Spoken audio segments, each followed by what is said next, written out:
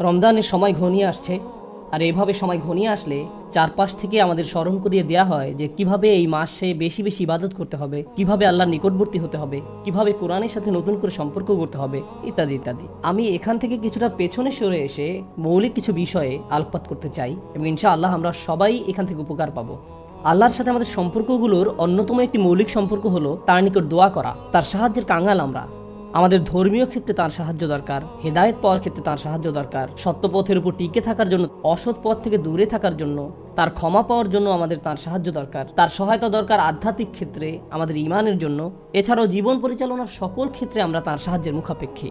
আমাদের পারিবারিক বিষয়ে তার সাহায্য দরকার, অর্থনৈতিক ক্ষেত্রে তার সাহায্য প্রয়োজন আমাদের। আপনাদের মাঝে অনেকেই এমন আছেন যারা ভয়ঙ্কর অর্থনৈতিক সমস্যা নিমজ্জিত। কেউ আপনার সমস্যার কথা বুঝে না, একমাত্র আল্লাহ এবং আপনি ছাড়া আর কেউ বুঝে না। আপনি আপনার সমস্যার কথা কাউকে বোঝাতে ব্যর্থ হয়েছেন, তারা বুঝে না। একমাত্র আল্লাহ ছাড়া আর কেউ জানে না আপনি কি মুসিবতে জীবন অতিবাহিত করছেন। আমাদের সকলেরই কোনো না কোনো সমস্যা রয়েছে। আল্লাহ নিজেই দুনিয়ার জীবনের এই বাস্তবতার কথা কোরআনে উল্লেখ করেছেন। তিনি বলেন, লাকাদ খলাকনাল ইনসানা ফি কাবাদ, নিশ্চয়ই আমি মানুষকে শ্রম নির্ভর রূপে সৃষ্টি করেছি। হয় আপনি মানসিকভাবে পরিশ্রান্ত, না হয় ইমোশনালি আপনি ক্লান্ত। অতিরিক্ত কাজের চাপে আপনি পরিশ্রান্ত, শারীরিকভাবে আপনি ক্লান্ত, স্বাস্থ্যগত দিক দিয়ে আপনি পরিশ্রান্ত, বয়সের ভারে আপনি ক্লান্ত। আপনার সমস্যা থেকে বের হয়ে আসার জন্য অনেক সমাধান খুঁজছেন, কিন্তু কিছুই কাজ করছে না। এভাবে আপনার সৃজনশীলতাও একসময় নষ্ট হয়ে যায়। আমরা সবসময় পরিশ্রান্ত জীবনযাপন করছি, আমরা প্রতিনিয়ত কোনো না কোনো সমস্যায় জর্জরিত। এই সমস্যাগুলো আমাদের চিন্তা শক্তির বেশিরভাগ অংশ দখল করে রাখে। অনেক সময় ইতিবাচক চিন্তা করার জন্য নিজের উপর জোর খাটাতে হয়, কারণ আপনি যদি জোর করে ইতিবাচক চিন্তা না করেন, তাহলে নেতিবাচক চিন্তাগুলো সবসময় এসে আপনার মাথায় জড়ো হয়ে থাকে। সব সমস্যা যেগুলো সমাধান দরকার, এগুলো নিয়েই আমরা সবসময় চিন্তামগ্ন থাকি। আল্লাহর সাথে আমাদের সম্পর্কগুলোর একটি হলো আমরা যেন আমাদের সমস্যাগুলো সমাধানের জন্য তার নিকট দোয়া করতে পারি। আমাদের যা যা দরকার আমরা যেন সেটা তার নিকট চাইতে পারি। তো আজ আমি যে বিষয়টি নিয়ে কথা বলতে চাই, এমন একটি সিক্রেট উপাদান যার মাধ্যমে আমরা আল্লাহর নিকট যা ইচ্ছা তাই চাওয়ার সামর্থ্য অর্জন করতে পারি। আমরা সবাই বিভিন্ন জিনিস আল্লাহর কাছে চাই, আর সেটা হতে পারে আল্লাহ এবং বান্দার মাঝে একান্ত গোপন কোনো ব্যাপার। আপনি যদি আসলেই আল্লাহর নিকট থেকে আপনার দোয়ার উত্তর আশা করেন, তাহলে কিছু শর্ত আগে পূরণ করতে হবে। আর তার মাঝে অন্যতম একটি গুরুত্বপূর্ণ ব্যাপার যা কোরআনের সর্বত্র বিশেষ জোর দেওয়া হয়েছে, তা হলো আমাকে এবং আপনাকে সবার আগে আল্লাহর নিকট নিঃশর্ত ক্ষমা চাইতে হবে। তার নিকট কোনো কিছু চাওয়ার পূর্বে আপনাকে ক্ষমা চাইতে হবে। আপনাকে ক্ষমা চাইতে হবে। আপনার যে প্রয়োজনগুলো আছে সেগুলো চাওয়ার পূর্বে আমাদেরকে আল্লাহর নিকট পরিপূর্ণ আন্তরিকতার সাথে ক্ষমা চাইতে হবে। এটা শোনার পর আপনি হয়তো জিজ্ঞেস করতে পারেন, ক্ষমা চাওয়ার জন্য কোন দোয়া পড়তে হবে, বা ক্ষমা চাওয়ার জন্য শ্রেষ্ঠ দোয়া কোনটি? মানুষ বিভিন্ন অকেশনে বিভিন্ন রকমের দোয়া পড়ে। যেমন কোনো সন্তান সম্ভব বা মা এসে জিজ্ঞেস করে, কিছুদিনের মধ্যে আমার বাচ্চা হবে, এখন আমার বাচ্চার জন্য কোন দোয়াটি আমি পড়তে পারি? অথবা কেউ একজন এসে বলতে পারে যে আমি চাকরির ইন্টারভিউ দিতে যাচ্ছি, কোন দোয়াটি আমি এখন পড়তে পারি? আমাকে বিশেষ বিশেষ সময় উপলক্ষে বিশেষ বিশেষ দোয়া প্রদান করুন। আমি আপনাদের বলছি, বিশেষ সময়ের ওই দোয়াগুলো অবশ্যই গুরুত্বপূর্ণ, কারণ সেগুলো পবিত্র এবং আল্লাহর কাছ থেকে অবতীর্ণ। কিন্তু সকল সমস্যার ক্ষেত্রে কমন দোয়া হলো, যে একটি দোয়া আপনার সকল সমস্যা দূর করবে, তা হলো সত্যিকার অর্থে আল্লাহর নিকট ক্ষমা প্রার্থনা করা। নূহ আলাইহিস সালাম তার জাতিকে আল্লাহর নিকট ডেকেছিলেন 900 বছরেরও বেশি সময় ধরে। তিনি তাদের নিকট অবিরাম দাওয়াত দিয়ে গেছেন। তার নবুয়তি জিন্দেগির শেষ দিকে এসে তিনি পেছনে ফিরে দেখেন এবং তিনি তাদের নিকট যে বার্তাটি দিতে চেয়েছিলেন তার একটা সারাংশ দাঁড় করিয়েছেন। তিনি তাদের উদ্দেশ্যে শুধু একবার বা দুইবার কথা বলেননি। লাইলান ওয়া নাহারা দাউতু কওমি লাইলান ওয়া নাহারা। তিনি বলেন, হে আমার পালনকর্তা, আমি আমার সম্প্রদায়কে দিবারাত্রি দাওয়াত দিয়েছি। তিনি রাতেও কোনো বিরতি নেননি। কোরআনের একটি সূরা তার নামে নামকরণ করা হয়েছে, সূরাত নূহ। সেখানে এই গোটা সময় ধরে যে তার সম্প্রদায়কে তিনি দাওয়াত দিয়ে গেছেন তার একটা সারমর্ম তুলে ধরা হয়েছে। আমি তোমাদের কাছ থেকে কি আশা করেছিলাম? কুল্লামা দাউতু লিতাগফিরা লাহুম। আর এই গোটা সময় ধরে আমি তাদেরকে এই ধর্মের দিকে আহ্বান করেছি যেন আপনি তাদেরকে ক্ষমা করেন ইয়া রব, যেন আপনি তাদেরকে ক্ষমা করেন ইয়া রব। আমি ঠিক এই কথাগুলো তাদের বারবার বলেছি। ফাকুলতু ইস্তিগফারু রাব্বাকুম। অতবার বলেছি, তোমরা তোমাদের পালনকর্তার ক্ষমা প্রার্থনা করো। ইন্নাহু কানা গফফারা। নিশ্চয়ই আল্লাহ হলেন এমন সত্তা যিনি বারবার ক্ষমা করতে থাকেন। এরপর তিনি যা বলছেন তা খুবই অসাধারণ। আমি চাই আপনারা এই বিষয়টা উপলব্ধি করুন যে তিনি কোন ধরনের মানুষগুলোর উদ্দেশ্যে কথা বলছিলেন। তিনি ইতিহাসের অন্যতম খারাপ একটা সম্প্রদায়ের উদ্দেশ্যে কথা বলছিলেন। নূহ আলাইহিস সালামের সম্প্রদায়কে পৃথিবীর অন্যতম চরম অবাধ্য জাতিগুলোর একটি হিসাবে বর্ণনা করা হয়েছে। সূরাতুজ জারিয়াতে আল্লাহ বিভিন্ন জাতি সম্পর্কে বর্ণনা করেছেন যারা আল্লাহর বিরুদ্ধে, তাদের নিকট প্রেরিত রাসূলদের বিরুদ্ধে বিদ্রোহ ঘোষণা করেছিল, ফলে তাদের ধ্বংস করে দেয়া হয়েছিল। সূরা আন-নাজমে যখন নূহ আলাইহিস সালামের জাতির কথা আসলো, তিনি বললেন, ওয়া কওমু নূহিন মিন ক্বাবলু ইন্নাহুম কানু হুম আযলামু ওয়া আতগা। আর পূর্বে নূহের কওমকেও। নিশ্চয়ই তারা ছিল অতিশয় জালিম এবং চরম অবাধ্য। বিষয়টা যৌক্তিক মনে হয়। অন্য সকল নবীর মতো শুধু এক প্রজন্মের জন্য তাদের নবী ছিলেন না, প্রতি শতাব্দীতে 3-4 প্রজন্ম মানুষের জন্য শতাব্দীর পর শতাব্দী ধরে তাদের একজন নবী ছিল। প্রতি 20 বছর পর পর নতুন নতুন প্রজন্মের আবির্ভাব ঘটে। আর নূহ আলাইহিস সালাম এটা দেখেছিলেন শতাব্দীর পর শতাব্দী ধরে। প্রতি 20 বছর পর পর নতুন নতুন প্রজন্মের আবির্ভাব ঘটে। তিনি 40 থেকে 50 প্রজন্মের মানুষদের দেখেছিলেন, আর তারা সবাই তাকে প্রত্যাখ্যান করেছিল। আর তিনি সকল প্রজন্মকে একই দাওয়াত দিয়ে যাচ্ছিলেন। একটি উদ্দেশ্যকে সামনে রেখে আমি এই বিষয়টির উপর আলোকপাত করছি। তিনি চরম অবাধ্য এক জাতির উদ্দেশ্যে কথা বলছিলেন। তাদের নিকট তিনি কি প্রস্তাব তুলে ধরেন? তিনি বলেন, ইস্তিগফারু রাব্বাকুম, তোমাদের রবের ক্ষমা প্রার্থনা করো, ইন্নাহু কানা গফফারা। তোমরা বারবার আল্লাহর অবাধ্যতা করছিলে, তিনি বারবার ক্ষমা করতে থাকেন। তোমরা বারবার আল্লাহর অবাধ্যতা করছিলে, আল্লাহ বারবার ক্ষমা করতে থাকেন। কিন্তু তার প্রস্তাব এখানেই থেমে থাকেনি। তিনি বলেন, ইউরসিলুস সামা আলাইকুম মিদরারা। এখানে ইউরসিলু হলো জওয়াবে আমর। এর মানে হলো, যদি তোমরা তার নিকট ক্ষমা প্রার্থনা করো, তাহলে আল্লাহ তোমাদের জন্য আসমানের দরজা খুলে দিবেন, আর এটা তোমাদের উপর অজস্র ধারায় করুণা বর্ষণ করবে। এর দ্বারা বৃষ্টিও বোঝানো হতে পারে, কিন্তু পরিহাসের বিষয় হলো এখানে বৃষ্টি দ্বারা বন্যা ইঙ্গিত করা হয়নি, যদিও সব শেষে বন্যা কবলিত হয়েছিল নূহ আলাইহিস সালামের জাতি। এই আয়াতে আল্লাহ ভিন্ন ধরনের বৃষ্টির কথা বলেছেন। যদি তারা ক্ষমা প্রার্থনা করত, যে বৃষ্টি তাদের ধ্বংস করে দিয়েছিল সেই বৃষ্টি হতে পারত তাদের জন্য জীবন আহরণকারী। তারা বৃষ্টির জন্য প্রার্থনা করেনি। আর আল্লাহ তাদের বলছেন, ক্ষমা প্রার্থনা করতো যদি তারা, তোমরা যদি ক্ষমা প্রার্থনা করো, আকাশের দরজা তোমাদের জন্য খুলে দেওয়া হবে, আর তা বৃষ্টি বর্ষণ করতে থাকবে। আল্লাহ বলেননি যে পানি বর্ষিত হবে, তিনি বলছেন আকাশ বর্ষণ করবে। কারণ আকাশ শুধু বৃষ্টি নয়, আরো রহমত বর্ষণ করতে পারে। আকাশ থেকে ক্ষমা আসে, আকাশ থেকে প্রশান্তি আসে, বিশ্বাস আসে, রিজিক আসে, সমস্যার সমাধান আসে আসমান থেকে। তিনি তোমাদের জন্য আকাশ খুলে দিবেন, আর আকাশের সকল সম্পদ তোমাদের উপর অঝোর ধারায় বর্ষিত হতে থাকবে। আর তোমরা এতদিন রহমতের ভাগিদার হতে পারছিলে না, কারণ তোমরা ক্ষমা প্রার্থনা করনি। তাই এখন ক্ষমা চাইলে এটা খুলে যাবে। একটা একটা করে আপনার সমস্যাগুলোর কথা আল্লাহকে বলেন।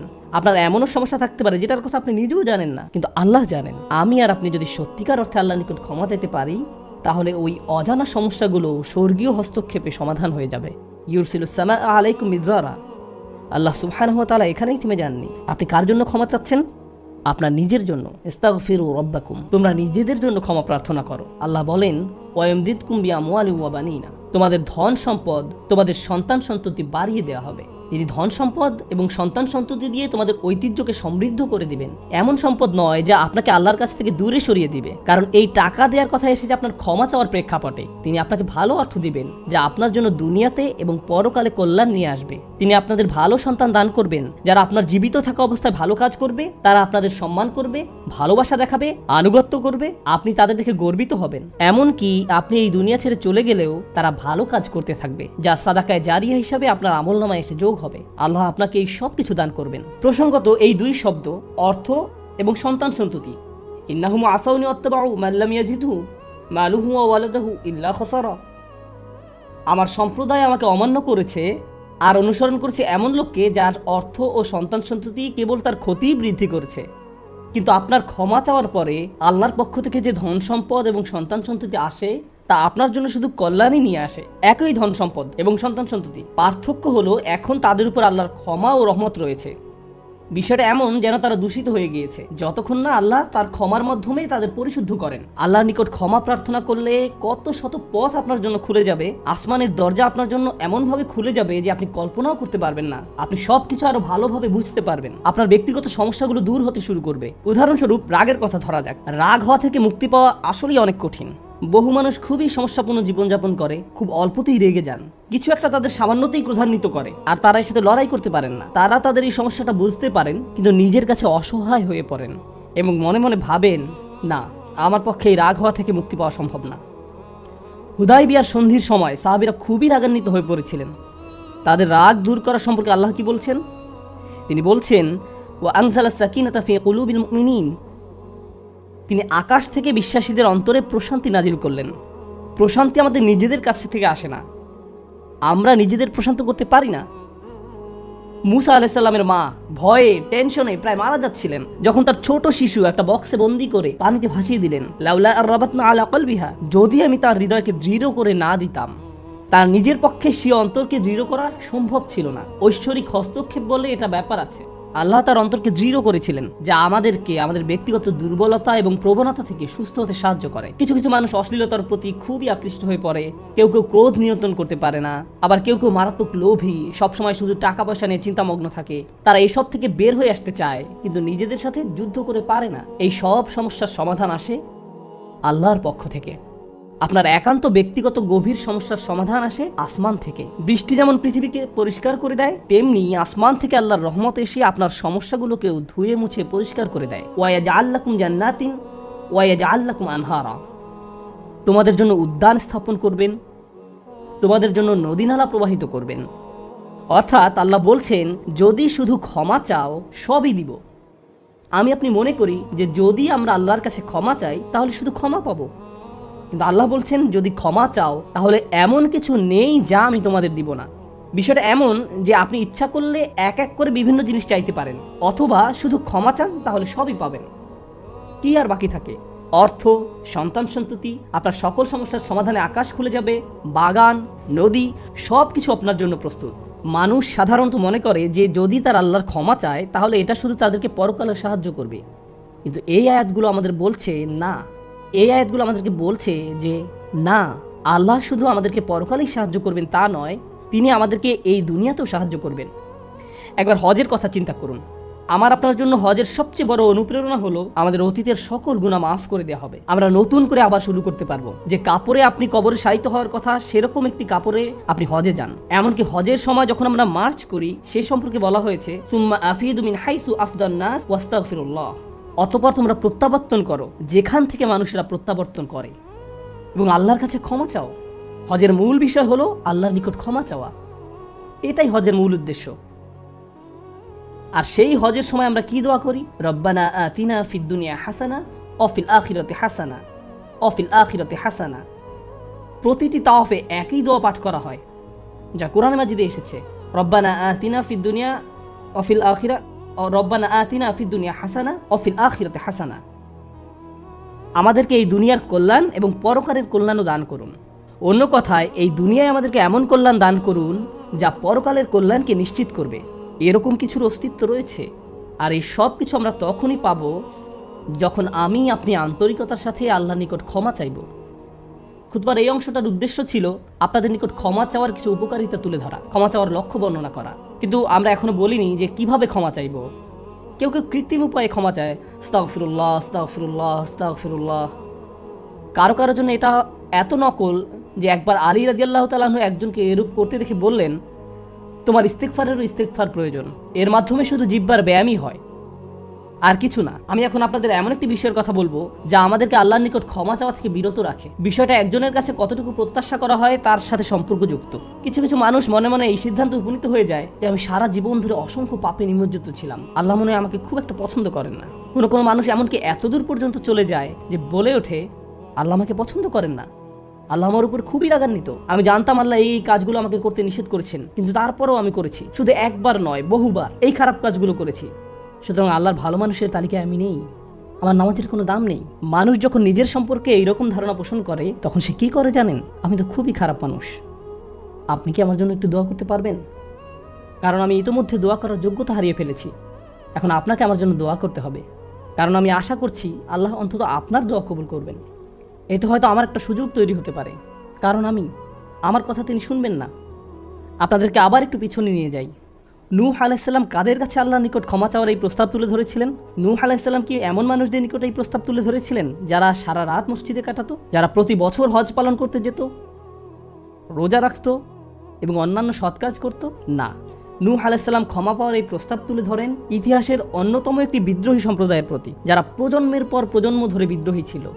তিনি তাদের বলেন, তোমরা যদি শুধু ক্ষমা চাও, আল্লাহ শুধু তোমাদের ক্ষমা করবেন তাই নয়, বরং তিনি তোমাদের জন্য আকাশের ধনভাণ্ডার খুলে দেবেন। নিজের সম্পর্কে এমন বলবেন না যে আমি অনেক দূরে হারিয়ে গেছি, যদি কিছু হয় তা হবে আমার মায়ের দোয়াতে বা অন্য কারো দোয়াতে। আপনার মনের এমন অবস্থার সুযোগ গ্রহণ করে শয়তান। মানুষের মনের হতাশাজনক পরিস্থিতির সুযোগ গ্রহণ করে শয়তান, আর এর মাধ্যমে তাকে শিরকে নিমজ্জিত করে। এই হতাশা শিরকের একটি দরজা। কেন জানেন? তখন মিথ্যা ধর্ম আসে এবং আপনাকে বলে আপনি তো অনেক বড় পাপী, আপনার পক্ষে ক্ষমা পাওয়া সম্ভব নয়। যিশুকে বলুন আপনাকে ক্ষমা করে দিতে। আপনি যিশুর সাথে ভালো সম্পর্ক করুন, তিনি আল্লাহর সাথে আপনার সম্পর্ক ভালো করে দিবেন। আল্লাহ এবং আপনার মাঝখানে যিশু এসে দাঁড়াবে, অথবা তারা অন্য কাউকে মাঝখানে দাঁড় করাবে, বলবে অমুক পীর, তার কবরের কাছে গিয়ে কিছু চকলেট রাখো। তাহলে তিনি আল্লাহকে বলবেন আপনার সমস্যার সমাধান করে দিতে। আপনি এখন আল্লাহর সাথে কথা বলতে পারবেন না, কিন্তু ওই পীর তিনি আল্লাহর প্রিয় বান্দা, তাই আপনি তার মাধ্যমে আল্লাহর কাছে আপনার দরখাস্ত পেশ করুন। এভাবে শিরকের দরজা খুলে যায়।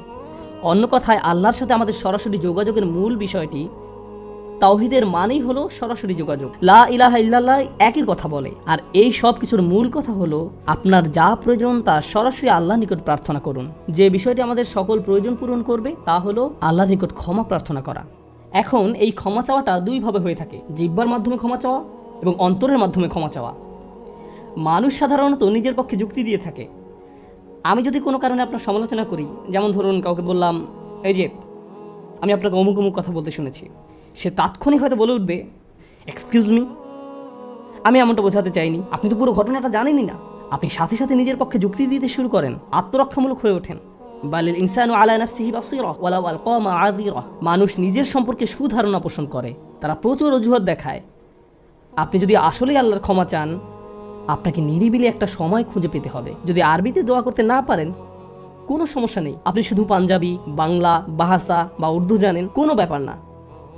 আপনি আপনার নিজস্ব ভাষাতেই আল্লাহর সাথে কথা বলুন, আন্তরিকতার সাথে আপনার অপরাধগুলো স্বীকার করুন, কোনো অজুহাত দেখাবেন না। এরকমটা করতে পারা আসলেই কঠিন, কারণ আয়নার সামনে দাঁড়িয়েও আমরা নিজের সাথে মিথ্যে কথা বলি, নিজেকে এভাবে প্রবোধ দেই, আমি আসলে অত খারাপ না, আমি যা যা করেছি তার কারণ আছে। যখন আপনি আল্লাহর সামনে দাঁড়াবেন, নিজের কাজের বৈধতা দেওয়ার কথা ভুলে যান। আল্লাহ জানেন আপনি কি অবস্থার মধ্যে দিয়ে যাচ্ছেন, তিনি জানেন এটা কঠিন সময় ছিল, তিনি জানেন অমুক অমুক বিষয় আপনাকে সম্পূর্ণ গ্রাস করে ফেলেছিল। ইয়া রব, আমি অনেক চাপের মধ্যে ছিলাম তাই মদ খেয়েছি। তিনি আপনার সবগুলো অজুহাত সম্পর্কে আপনার চেয়ে ভালোভাবে জানেন।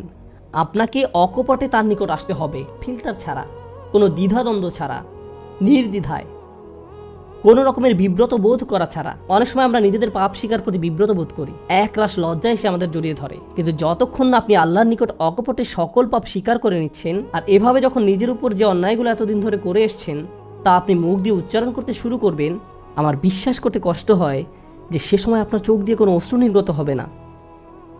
একজন মানুষের পক্ষে এটা অসম্ভব যে সে আল্লাহর সামনে এভাবে নিজেকে খোলাখুলি উপস্থাপন করবে আর তার চোখ দিয়ে কোনো অশ্রু বের হবে না, কারণ এটা দুর্বলতা প্রকাশের সময়। দুনিয়ার সামনে আমরা সাধারণত নিজেকে শক্তিশালী, আত্মবিশ্বাসী এবং দিব্যি সুস্থ হিসাবে উপস্থাপন করি। সবাই আমাদের দেখে মনে করে সবকিছু ঠিক আছে, কিন্তু ভেতরে ভেতরে যে আমি বহু সমস্যায় জর্জরিত তা একমাত্র আল্লাহ জানেন। আপনাকে সকল জড়তা কেটে তার নিকট সম্পূর্ণ খোলাখুলিভাবে নিজেকে উপস্থাপন করতে হবে, আর কেবল তখনই আপনি আল্লাহর নিকট ক্ষমা চাওয়ার অবস্থানে যেতে পারবেন। তারপর সিজদায় গিয়ে কাঁদতে থাকুন। তখন এটা শুধুমাত্র আস্তাগফিরুল্লাহ আস্তাগফিরুল্লাহ বলার মতো হবে না, এটা হয়ে উঠবে আল্লাহর সাথে একটি সত্যিকারের কথোপকথন, আল্লাহর নিকট সত্যিকার অর্থে পাপ স্বীকার। এটা খুবই শক্তিশালী একটা অনুশীলন, চেষ্টা করে দেখুন। আপনাকে একটা নিরিবিলি সময় খুঁজে পেতে হবে। নিশ্চিত করুন যে কেউ আপনার কথা শুনছে না। আপনার স্ত্রী বিছানায় শুয়ে আছে, এমত অবস্থায় মাঝরাতে ঘুম থেকে উঠে এভাবে দোয়া করতে পারবেন না, ইয়া আল্লাহ আমাকে ক্ষমা করে দিন, কারণ আপনার স্ত্রী তো আপনার দোয়া শুনতে পাচ্ছে। এভাবে করাটা নিষিদ্ধ নয়, কিন্তু একা একা দোয়া করা আপনার জন্য ভালো হবে। মোট কথা, নির্জন কোনো জায়গা খুঁজে বের করুন যেখানে আপনি একান্তে আল্লাহর সাথে কথা বলতে পারবেন। যদি আপনি এক গাদা আরবি দোয়া মুখস্থ করেন যার অর্থ আপনি জানেন না, আর বিড়বিড় করে সেগুলো উচ্চারণ করতে থাকেন, সে দোয়াগুলো অবশ্যই উত্তম এবং শক্তিশালী, কিন্তু আপনার অন্তরের সাথে যদি সেগুলোর কোনো যোগাযোগ না থাকে, শুধু জিহ্বা দিয়ে উচ্চারণ করছেন, তাহলে আপনি আসলে ক্ষমা প্রার্থনা করছেন না। আল্লাহ আপনাকে এই জিকিরের পুরস্কার দান করুন, কিন্তু এর নাম আসলে ইস্তেগফার বা ক্ষমা প্রার্থনা নয়। ইস্তেগফার অন্য কিছু। যখন আপনার চক্ষু খুলে অশ্রু নির্গত হতে শুরু করে, তখন আকাশের দরজা খুলে যায়, তখনই সেটা খুলবে। এই দুইটার মাঝে একটা কানেকশন আছে। সর্বশেষ যে বিষয়টি আমি আপনাদের সাথে শেয়ার করতে চাই তা হলো আল্লাহর উপর আশা ধরে রাখা। অনেকের জন্য এই বিষয়টা মেনে নেওয়া বেশ কঠিন যে আল্লাহ তার কথা শুনবেন, আমার দোয়া তার নিকট গুরুত্বহীন, আমি দোয়া করার কোনো অর্থ দেখি না। আপনাদের একটা কথা বলে রাখি, আল্লাহর নিকট থেকে আপনি সর্বশ্রেষ্ঠ যে উপহারটি পাবেন তা কি জানেন? ক্ষমা। এটাই সর্বশ্রেষ্ঠ উপহার। আপনি এটার মূল্য উপলব্ধি করুন আর নাই করুন, আর যা কিছু আল্লাহ আপনাকে দিবেন বলেছেন এর সবই অতিরিক্ত। আপনাদেরকে একটা উদাহরণ দিই। আমার অনেকগুলো সন্তান আছে। ধরুন আমার এক সন্তানের উপর আমি খুবই অসন্তুষ্ট, সে কোনো একটা অন্যায় করেছে, আমি খুবই রাগান্বিত হয়ে আছি, আমার বিশ্বাস করতে কষ্ট হয় যে তুমি এটা করেছো। এভাবে আমি তাকে কিছুটা বকাঝকা করলাম, তোমার এটা বলা উচিত হয়নি, তোমার এটা করা উচিত হয়নি। তার পরের দিন অন্য এক সময় আমার জন্য তার কিছু একটা করার কথা, যেমন আমার জন্য একটা কার্ড বানানোর কথা, যাতে লেখা থাকবে বাবা আমি তোমাকে ভালোবাসি। সে জিনিসটা আঁকলো, কিন্তু তারপর কি মনে করে কাগজটা টুকরা টুকরা করে ময়লার বক্সে ফেলে দিল। এটা দেখে তার অন্য ভাই বলল, তুমি এটা ফেলে দিলে কেন? জবাবে সে বলল, বাবা আমার উপর খুবই রাগান্বিত, তিনি এটার প্রতি কোনো গুরুত্ব দিবেন বলে মনে হয় না। আমি যদি জানতাম যে সে বিষয়টাকে এভাবে দেখছে, তাহলে আমি কি করতাম? আমি কি এভাবে বলতাম যে হ্যাঁ ফেলে দাও? না, বরং আমি আবেগে কেঁদে ফেলতাম। কিভাবে তুমি ভাবতে পারলে যে আমি তোমাকে আর ভালোবাসি না? হ্যাঁ, তুমি অন্যায় করেছো, তুমি ভুল করেছো, কিন্তু তুমি এখনো আমার সন্তান। তুমি 1000 বার ভুল করলেও আমি তোমাকে ভালোবাসবো। আমাকে ওই কার্ডটি দাও, আমি সেটা ফ্রেমে বাঁধিয়ে রাখবো, ময়লার বাক্স থেকে নিয়ে গ্লাসে আটকে রাখবো, সারা জীবন ধরে যত্ন করে রাখবো। কেন? কারণ আমি আমার সন্তানদের ভালোবাসি, তারা যতই ভুল করুক না কেন, এমনকি যদি তাদের আচরণ আমাকে রাগান্বিতও করে। এটা শুধু আমি এবং আমার সন্তানদের সম্পর্ক। কিন্তু আমি আমার আর সন্তানদের নিয়ে কথা বলছি না। এই উদাহরণের মাধ্যমে আমি কথা বলছি আমার এবং আল্লাহর সম্পর্ক নিয়ে। আমি ভুল করি, আল্লাহ এমনকি আমাকে বকাঝকাও করেন না। আমি ভুল করার কারণে তিনি আমার উপর বজ্রপাত করেননি, তিনি আমাকে জাহান্নামে নিক্ষেপ করেননি, তিনি আমার হার্টবিট বন্ধ করে দেননি। যখনই আমি মিথ্যে বলি, আমি বোবা হয়ে যাই না।